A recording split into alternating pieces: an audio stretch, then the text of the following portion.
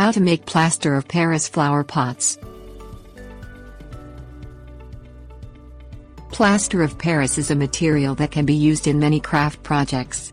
When it comes to crafting, it's a jack-of-all-trades material. In the 19th century, craftsmen cast hands and feet using plaster of Paris so fine artists could learn to draw the human form from them. Today, plaster of Paris can be used to make jewelry, bookends and even flower pots.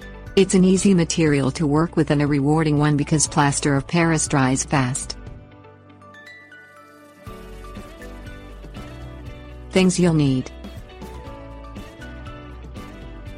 casting sand, 25 pounds bag. Plastic dishpan tub, 2.5 gallons. Spray bottle. Paper coffee cup. Plaster of Paris, 10 pounds bag. Plastic ice cream pail, 2.5 gallons. Plastic sherbet container, 1 quart. Size. Drinking straw. Vaseline. Assorted sizes rubber spatulas. Dust mask. Acrylic sealer, water base, 1 quart. 2.5-inch brush. Creating the mold form for a plaster of Paris flower pot. Fill the plastic tub with the sand. Take the spray bottle filled with water and start wetting the sand. Mix the sand around as it's being sprayed. Try to get an even consistency of dampness to the sand. Judge the dampness of the sand by picking up a handful and making a fist. If the sand sticks together, it is wet enough.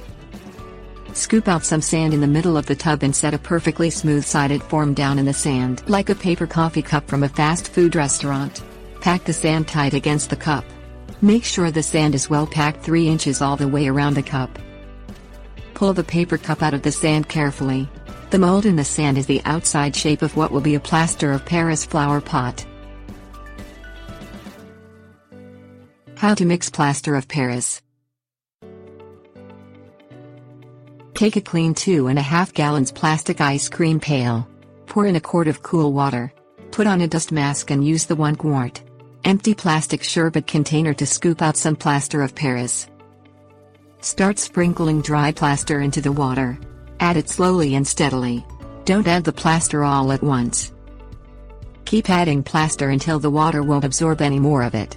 Dry plaster will start to sit at the top of the water.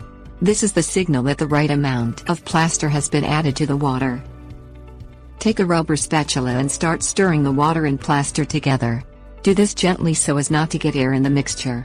Don't overstir, the plaster will start setting up too fast. Coating the inside of the sand mold with plaster. Wait until the plaster is the consistency of a thick malt. When it reaches this point, the plaster will be hardening faster and faster. There is not much time to work with it. Take a straw that has been coated with Vaseline and stick it down into the sand right in the center of the mold so that the straw is standing straight up and down. Dip the rubber spatula into the plaster and drop a blob of the plaster into the bottom of the mold. Quickly spread it around and try to sense how thick the plaster is on the floor of the mold. Load the rubber spatula with more plaster and start buttering the inside wall of the mold, being careful not to dent it. Keep moving the tub of sand around in a circle as the inside wall is being buttered so that the wall is evenly coated. Build it up so that it is at least 1/4 inch thick. Let the plaster dry hard.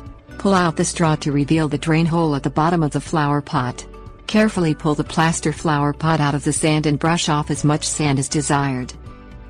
Seal the plaster flower pot when it is bone dry with a clear acrylic sealer on the outside to help it last longer. Tips: warnings. Working with a plastic pail when mixing plaster is a good idea. Should the plaster completely harden before it's time to rinse out the pail, just apply pressure on the pail and the plaster will break away from the sides and the bottom. Plaster gives off heat as it starts to set up or harden. The warmer the plaster feels, the closer it is getting to hardening. This is how to judge how much time is left to work with it. Hydrocal is another type of plaster that dries hard as stone. It is much more durable than plaster of Paris and the flower pots will last longer if this is used instead. Never pour wet plaster down the sink drain. It will harden in the plumbing pipes and a plumber will have to be called. Wear a mask when mixing plaster. Plaster powder should not be inhaled.